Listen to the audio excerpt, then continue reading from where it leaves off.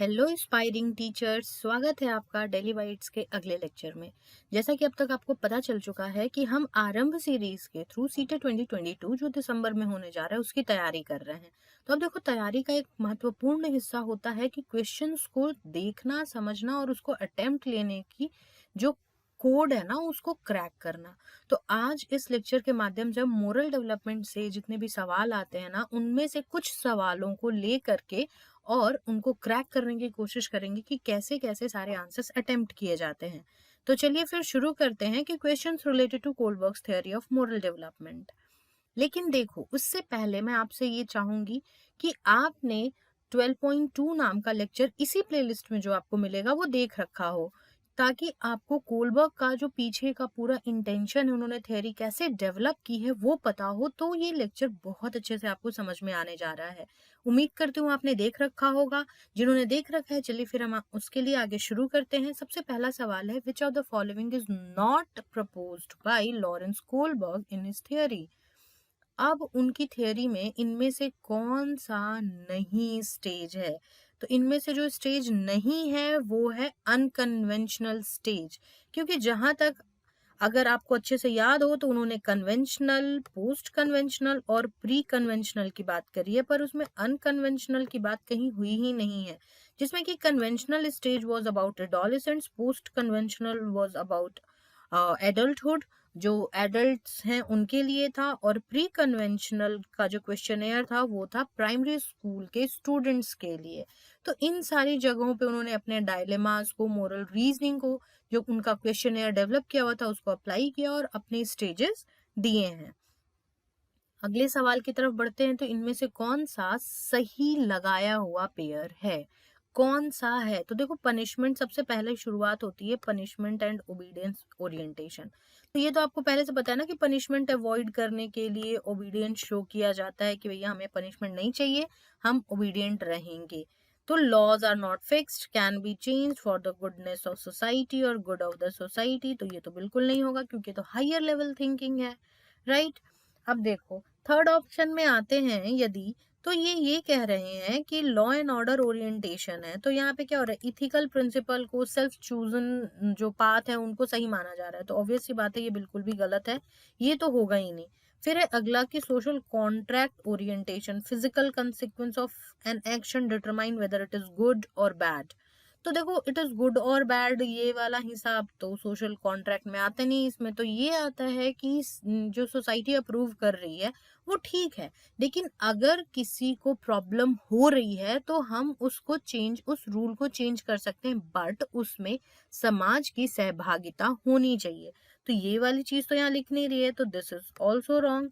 तो सही स्टेटमेंट क्या होगा? तो सही वुड बी कि गुड और बैड गर्ल ओरिएंटेशन, जहाँ पे कि अप्रूवल लिया जा रहा है दूसरे से कि भैया हम सही हैं। वही मेहता जी की लड़की और शर्मा जी का बेटा वाला हिसाब है कि good boy and good girl orientation.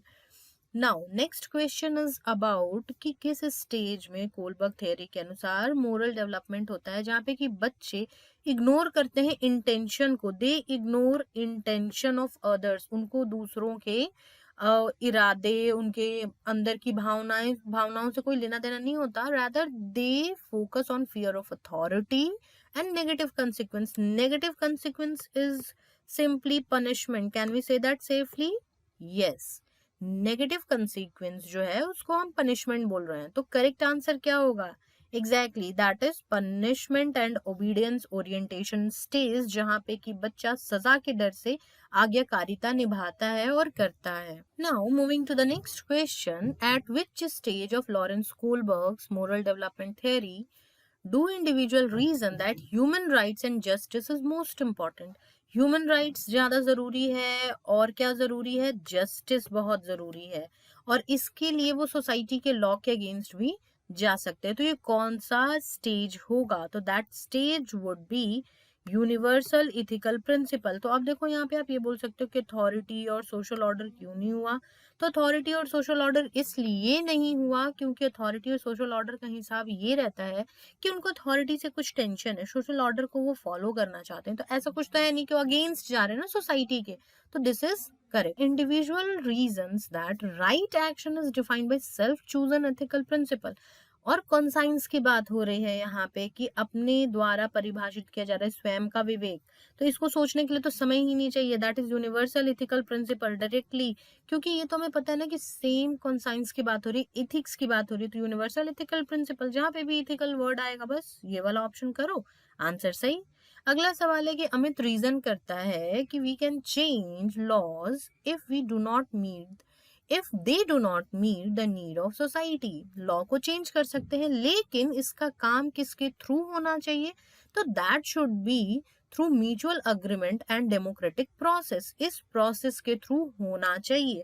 तो लॉरेंस कोलबर्ग के अनुसार ये किस स्टेज में आता है, तो ये आते हैं सोशल कॉन्ट्रैक्ट ओरिएंटेशन स्टेज में, जहां पे कि सोसाइटी का जो अग्रीमेंट है डेमोक्रेटिक प्रोसेस के थ्रू सारा चेंज करना चाहते हैं, वो बहुत जरूरी होता है। अगला सवाल है कि किस स्टेज में लॉरेंस कोलबर्ग के जो इंडिविजुअल है वो आर्ग्यू करता है कि society not individual can determine what is right. Only society word focus करो, क्या लिखा है, only society not individuals, individual नहीं, रादर सोसाइटी है जो सारी चीजें करती हैं। तो ये पर्सन कौन से स्टेज में है, तो this person is in authority and social order maintaining orientation, जहां पे वो सोसाइटी का ऑर्डर जो सोसाइटी ने सेलेक्ट कर रखा है कि देखो इसी तरीके से होना चाहिए, उसने उसी को एकदम लकीर मान ली है कि बिल्कुल यही होना चाहिए, जिसको हम लकीर का फकीर कहते हैं। कुछ ऐसा सा ये पर्सन इस स्टेज में साउंड कर रहा होता है जहां पे वो सोसाइटी को हर एक चीज में प्रायोरिटाइज कर रहा होता है। अगला सवाल है कि moral reasoning is based on the understanding of ideal reciprocity. ठीक है, एक गोल्डन रूल भी है जहां पे कि individual want to maintain approval of others, दूसरों के अप्रूवल का बहुत ज्यादा इंतजार होता है कि भाई हमें अप्रूवल चाहिए। तो ये कौन सा स्टेज है, तो this stage is good boy good girl orientation, जहां पे कि दूसरा कोई चाहिए कि हमें बताए कि she is a good girl और that boy is a very nice, उसकी आदतें उसके आचरण बड़े अच्छे हैं, तो उन आपका बेटा या आपकी बेटी जी बहुत अच्छे हैं। तो ये सुन करके ना बड़ा अच्छा लगता है कि खुद को हम रीजन उसी हिसाब से देते हैं कि नो दिस इज सोसाइटी, ये सोसाइटी से एक्सेप्टेड है, सॉरी हाँ एक्सेप्टेड है, तो हमें यही बिहेवियर करना चाहिए, बाकी तो हम नहीं कर सकते हैं और दूसरी चीजें हो नहीं सकती हैं।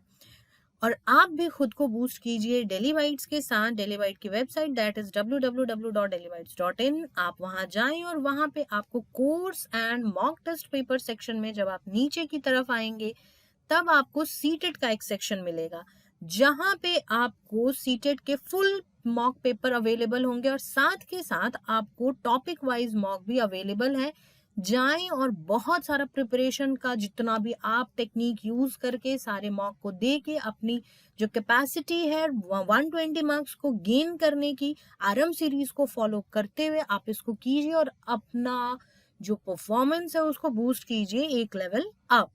चलिए आगे बढ़ते हैं अगले सवाल में कि कौन सा कोलबर्ग के अकॉर्डिंग कौन से स्टेज में मोरल रीजनिंग जो चाइल्ड है वो ये देता है कि हाइंज को लॉ एंड ऑर्डर फॉलो करना चाहिए था because it is his duty as a citizen, and if no one is allowed to steal even Heinz should not be allowed, Heinz को भी अलाउ नहीं होना चाहिए था, यानी लॉ एंड ऑर्डर को सबसे ज्यादा सर्वोपरि माना गया है। तो अगर हम लॉ एंड ऑर्डर को सर्वोपरि मान रहे हैं तो कौन सा स्टेज हो गया, exactly that is law and order orientation, जहां पे कि सब कुछ लॉ लॉ लॉ है, उसके आगे पीछे कुछ भी नहीं, उसके स्टेक में क्या जा रहा है that is not important, what the important thing is कि लॉ कह रहा है या नहीं, सोसाइटी अप्रूव करती है या नहीं। अगला सवाल यूनिवर्सल इथिकल प्रिंसिपल ओरिएंटेशन से है कि इनमें से कौन सा चीज डिस्क्राइब कर रहा है। तो देखो पहला दे रखा है सेटिस्फाइंग पर्सनल नीड्स, तो ये तो बिल्कुल भी नहीं होगा, ये तो एकदम क्लैरिटी है। ठीक है, फ्रेंड्स के साथ अफेक्शन और अप्रूवल चाहिए, बिल्कुल भी नहीं, ये तो good boy good girl stage का काम है। Duty to uphold laws and rules, बिल्कुल भी नहीं है, तो लॉ एंड रूल को स्ट्रिक्टली फॉलो करने वाले हैं। तो देखो universal absolute and abstract universal principle valid for all humanity, जहां पे हम सिर्फ ह्यूमैनिटी की बात कर रहे हैं। So yes, this is the correct answer, जहां पे कि हम ह्यूमैनिटी के बारे में लेकर के वन फॉर ऑल की बात कर रहे हैं, वननेस एंड होलनेस की बात कर रहे हैं, यूनिवर्स की बात कर रहे हैं। That is universal ethical principle. अगला सवाल, लॉरेंस कोलबर्ग ने क्या किया? आप देखो इतना छोटा सा दे रखा है लॉरेंस कोलबर्ग, अब बाकी सारे वहां पे सेट करके देखने ही क्या सेट होता है। Did not refer Piaget's theory of moral development, उन्होंने रिफर किया था, तो ये तो बिल्कुल गलत हो गया। 6 स्टेजेस दिए थे, बिल्कुल सही बात है, 6 स्टेजेस दिए थे, लेकिन 2 जनरल नहीं था लेवल, दैट वाज 3 लेवल था ना का, pre conventional, conventional and post conventional, तो ये तो ऐसे गलत हो गया। फिर morality in girls and boys progress differently in the course of their cognitive development, तो इनके ऊपर कैरल गिलिगन ने सबसे बड़ा आरोप ही यही लगाया था कि इनकी जो थ्योरी थी वो जेंडर बायस्ड थी, वो जेंडर बायसनेस का इनके ऊपर सबसे बड़ा जो दूसरे साइकोलॉजिस्ट ने क्रिटिसाइज किया वो यही था, तो ये तो ऐसे ही निकल गया। तो the correct answer would be कि रिसर्च किया उन्होंने चिल्ड्रन के ऊपर by presenting them with hypothetical situations like Heinz dilemma. Heinz dilemma जैसे कई सारे हाइपोथेटिकल सिचुएशन में उनको डाला और उसके बाद बच्चे क्या रिस्पॉन्स कर रहे हैं उसके अनुसार उन्होंने आंसर किया। नाउ नेक्स्ट सवाल दे रखा है कि मोरल डेवलपमेंट तो हो रहा है, किस स्टेज में individual define right action by self chosen ethical principle of conscience. देखो अब सेल्फ चोजन एथिकल प्रिंसिपल आ गया, तो करेक्ट आंसर क्या हो जाएगा? Exactly universal ethical principle orientation. Next सवाल कि हाइंस डायलेमा को देखते हुए रूही कहती है कि stealing the drug under any circumstance is wrong because it is wrong. Simple, stealing is wrong, तो ये स्टीलिंग ड्रग वाला हिसाब भी गलत होगा। तो लॉरेंस कोलबर्ग के अनुसार रूही कौन से स्टेज में है? तो देखो अभी सेम सवाल आया था ना कि जो रूल्स हैं उनको फॉलो करना चाहिए बाई एनी सिचुएशन, तो देखो यहाँ पे अंडर एनी सर्कमस्टांस जो लिख रहा है ना, अंडर एनी सर्कमस्टांस, ये कोड है क्रैक करने का इस सवाल को। तो the correct answer would B that is conventional level law and order orientation. Law and order orientation के ऊपर ये बात आ रही है कि बच्चा जो है वो ये सोच रहा है कि सोसाइटी इज इम्पोर्टेंट और हमें यही करना चाहिए, तो ये गलत हो जाएगा। ठीक है, चलो जी अगला सवाल है, as per Lawrence Kohlberg children's moral reasoning is controlled by external rewards और पनिशमेंट, तो वो कौन से स्टेज में होंगे? एक्सटर्नल रिवॉर्ड और पनिशमेंट चाहिए, तो कौन सा लेवल हो गया? एग्जैक्टली प्री कन्वेंशनल लेवल, ये तो बहुत ही सिंपल था। अगला सवाल है कि according to Lawrence Kohlberg the child's moral development in 3 stage, ठीक है 3 स्टेज में हो रहा है और उन सबके 2 डबल स्टेज हैं, दो सब में बने हुए हैं।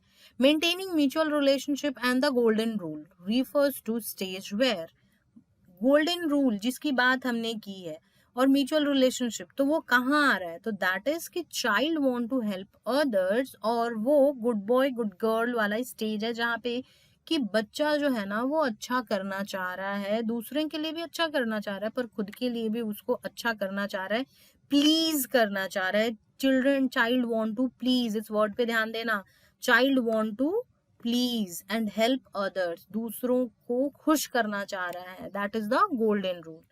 सो this was it for this video. आप हमारे टेलीग्राम चैनल से जुड़ सकते हैं जिसका नाम है टीचर एजुकेशन रिसोर्स ग्रुप, उसका लिंक आपको डिस्क्रिप्शन बॉक्स में मिल जाएगा, जाएं वहां जुड़ें और नए वीडियोस के अपडेट को प्राप्त करें। Until then, do follow Aram series, do follow Daily Bites, and God bless you all.